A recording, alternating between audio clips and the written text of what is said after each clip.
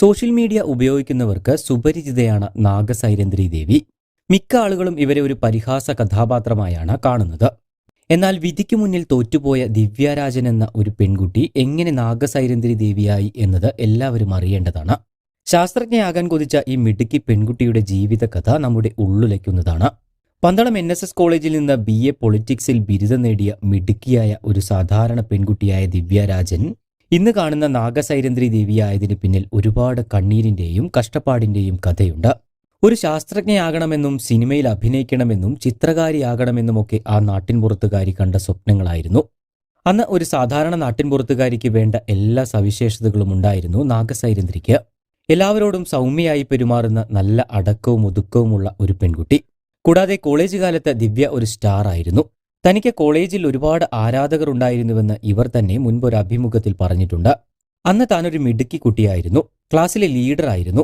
കഥകളും കവിതകളും എല്ലാം എഴുതുമായിരുന്നു. ടീച്ചർമാർക്കെല്ലാം എന്നെ ഒരുപാട് ഇഷ്ടമായിരുന്നു. കൂട്ടുകാരികൾക്കിടയിൽ ഞാൻ ഒച്ചയും ബഹളവും ഒക്കെ വെച്ച് നടക്കുന്ന ഒരാളാണ്. എന്നാൽ പുറത്തിറങ്ങിയാൽ വളരെ അടക്കവും ഒതുക്കവുമുള്ള ഒരു കുട്ടിയായിരുന്നു ഞാനെന്നും ഇവർ പറയുന്നു. എന്നാൽ ദിവ്യയുടെ ജീവിത സാഹചര്യങ്ങളാണ് ഇവരെ ഇങ്ങനെയൊരു അവസ്ഥയിലേക്ക് കൊണ്ടെത്തിക്കുന്നത്. വിശപ്പിന്റെ വിളിക്കു മുന്നിൽ ദിവ്യയുടെ സർട്ടിഫിക്കറ്റുകൾക്കൊന്നും ഒരു വിലയുമുണ്ടായിരുന്നില്ല. ജീവിക്കാൻ വേണ്ടി തന്റെ കുടുംബം പട്ടിണിയാകാതിരിക്കാൻ വേണ്ടി ആ ബിരുദധാരി ചെയ്യാത്ത ജോലികളുണ്ടായിരുന്നില്ല.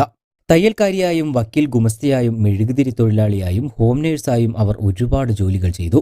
ഓരോ വേഷത്തിലും അവർ തന്റെ കഷ്ടപ്പാടുകളെ അതിജീവിക്കാനായി ശ്രമിച്ചു.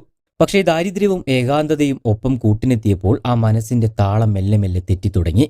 ചുറ്റുമുള്ളവർ അവളെ ഭ്രാന്തി എന്ന് വിളിച്ചു.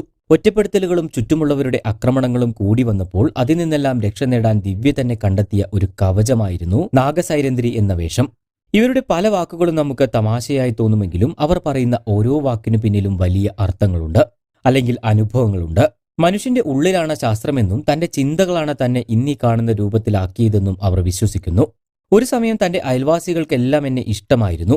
പിന്നീട് ഇടക്കാലത്ത് അവർ എന്നെ കാരണമില്ലാതെ വെറുത്തു തുടങ്ങി. എനിക്ക് ഭ്രാന്താണെന്നൊക്കെയാണ് അവർ പറഞ്ഞു നടന്നത്. അത് കേട്ട് ഞാൻ ഒരുപാട് സങ്കടപ്പെട്ടിട്ടുണ്ട്. എന്നെ വീട്ടിൽ കയറി വെട്ടണമെന്നും കൊല്ലണമെന്നുമൊക്കെ അവർ പറയുമായിരുന്നുവെന്നും നാഗ പറയുന്നു. എന്നെ വിഷമിപ്പിക്കുന്ന എന്ത് സംഭവങ്ങൾ നടന്നാലും ഞാനത് പോസിറ്റീവായി മാറ്റുമെന്നാണ് നാഗ പറയുന്നത്. കൊല്ലം ജില്ലയിലെ കുളക്കട സ്വദേശിനിയാണ് നാഗസൈരന്ധ്രി. ഇന്ന് തന്റെ സ്വപ്നലോകത്ത് തന്റേതായ നിയമങ്ങളുമായി ഇവർ ജീവിതം മുന്നോട്ട് കൊണ്ടുപോകുന്നു. സോഷ്യൽ മീഡിയയിൽ നാഗസൈരന്ധ്രിയുടെ വീഡിയോകൾ കണ്ട് നമ്മൾ ചിരിക്കുമ്പോൾ, അവരെ ട്രോളുകൾക്ക് ഇരയാക്കുമ്പോൾ ഒന്നോർക്കുക.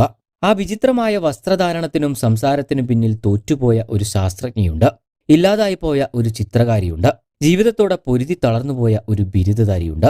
അവരുടെ ഈ അസ്വാഭാവികത ലോകത്തോടുള്ള ഒരു പ്രതിഷേധമാണ്. തന്നെ തകർക്കാൻ നോക്കിയ സമൂഹത്തിനു മുന്നിൽ അവൾ സ്വയം കെട്ടിയാടുന്ന ഒരു വേഷം.